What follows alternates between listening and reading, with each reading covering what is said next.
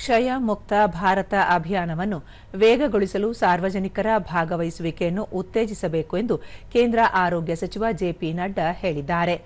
ದೆಹಲಿ ಸರ್ಕಾರದೊಂದಿಗಿನ ಆರೋಗ್ಯ ಇಲಾಖೆಯ ಪ್ರಗತಿ ಪರಿಶೀಲನಾ ಸಭೆಯಲ್ಲಿ ಭಾಗಿಯಾಗಿ ಅವರು ಮಾತನಾಡಿದರು. ಕ್ಷಯ ಮುಕ್ತ ಭಾರತ ಅಭಿಯಾನಕ್ಕೆ ಸಂಬಂಧಿಸಿದಂತೆ ಸಂವಹನವು ಸರಳ ಮತ್ತು ಅರ್ಥವಾಗುವ ಭಾಷೆಯಲ್ಲಿರಬೇಕು.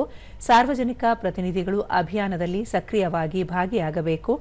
ಮೈ ಭಾರತ್ ಸ್ವಯಂ ಸೇವಕರ ಸಹಯೋಗದೊಂದಿಗೆ ಅಭಿಯಾನವನ್ನು ತಳಮಟ್ಟದ ಜನರಿಗೆ ಪರಿಣಾಮಕಾರಿಯಾಗಿ ತಲುಪಿಸಬೇಕು.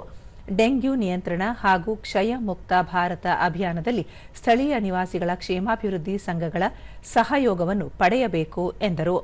ಅಭಿಯಾನದಲ್ಲಿ ತಂತ್ರಜ್ಞಾನದ ಪಾತ್ರವನ್ನು ಒತ್ತಿ ಹೇಳಿದ ಸಚಿವರು, ಆರಂಭಿಕ ಹಂತದಲ್ಲಿ ರೋಗ ಪತ್ತೆಗಾಗಿ ಎಐ ತಂತ್ರಜ್ಞಾನದ ಪರಿಣಾಮಕಾರಿ ಅಳವಡಿಕೆಗೆ ಕರೆ ನೀಡಿದರು. ಸಂಘಟಿತ ಕ್ರಮ, ಸಾರ್ವಜನಿಕ ಜಾಗೃತಿ ಮತ್ತು ಸಕಾಲಿಕ ತಡೆಗಟ್ಟುವಿಕೆಯಿಂದ ಡೆಂಗ್ಯೂ ನಿಯಂತ್ರಣ ಹಾಗೂ ಕ್ಷಯ ಮುಕ್ತ ಭಾರತ ಸಾಧ್ಯ ಎಂದು ಹೇಳಿದರು.